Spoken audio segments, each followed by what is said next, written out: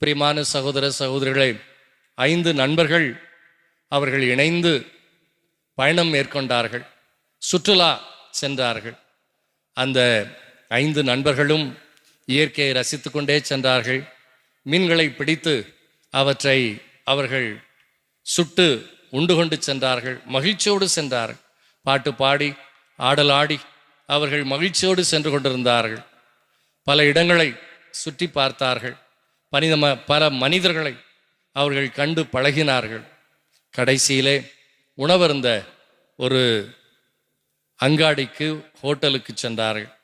அவர்கள் அந்த அங்காடியில் உள்ள அந்த பெரிய ஹோட்டலிலே உணவருந்துகிற பொழுது ஒரு நண்பர் சொன்னார், இந்த பயணத்திலே நமக்கு மிகச்சிறந்ததாக இருப்பது மதுபானம்.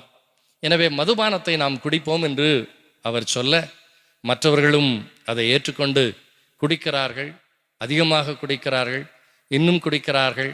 மயங்க நிலையிலே எப்படியாவது நாம் வீட்டிற்கு சென்று விடுவோம் என்று சொல்லி இரவு நேரத்திலே புறப்படுகிறார்கள். புறப்பட்டு படகில் ஏறிக்கொள்ளுகிறார்கள். படகை அவர்கள் செலுத்துகிறார்கள்.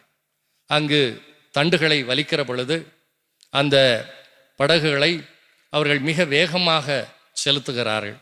செலுத்தி கொண்டே இருக்கிறார்கள்.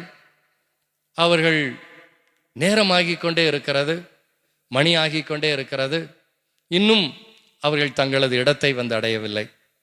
அவ்வாறு அவர்கள் பயணம் மேற்கொள்ளுகிற பொழுது தங்களுக்குள் பேசிக்கொள்ள முடியவில்லை, இயற்கையை ரசிக்க முடியவில்லை. அவர்கள் பல இடங்களை பார்க்க முடியவில்லை, தாங்கள் பார்த்த நண்பர்களை பார்க்க முடியவில்லை. காரணம், குடிமயக்கத்தில் இருந்தார்கள். தண்டுகளை வலித்ததிலே அவர்கள் சோர்வுற்றிருந்தார்கள். கடைசியிலே அதிகாலை வேளை வருகிறது. அங்கே சூரியன் உதிக்க தொடங்குகிறது. பார்க்கிறார்கள், அதிர்ச்சி அடைகிறார்கள். என்ன அதிர்ச்சி?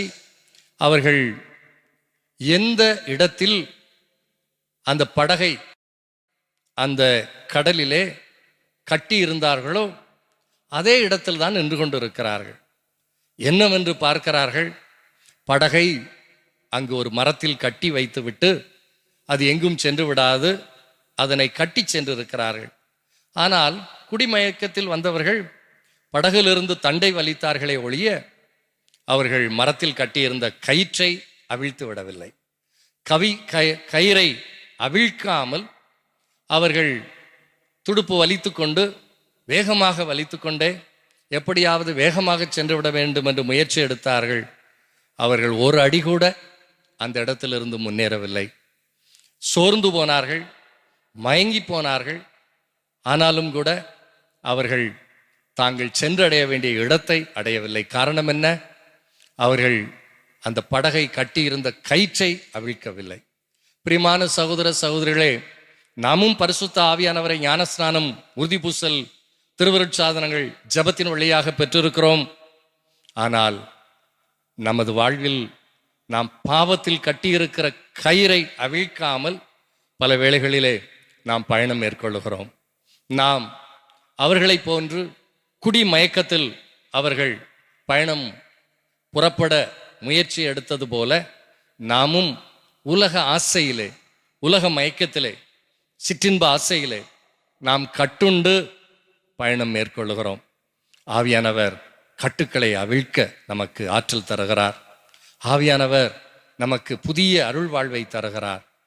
அந்த கட்டுக்களிலிருந்து நாம் விடுதலை பெறுகிற பொழுது அவர்கள் தொடக்கத்தில் பயணம் சிறப்பாக மகிழ்ச்சியோடு இயற்கையை ரசித்து, பல இடங்களை பார்த்து, பல கட்டடங்களை பார்த்து ரசித்து, கடவுளின் படைப்பை பார்த்து ரசித்து, பல மனிதர்களோடு பழகி சென்ற அந்த வாழ்வு திரும்பி வருகிற பொழுது அவர்கள் குடிமயக்கத்தில் இருந்ததினால், கட்டுண்டிருந்ததினால், போதைக்கு அடிமையாக இருந்ததினால் அவர்களால் அங்கு பயணத்தை தொடர முடியவில்லை.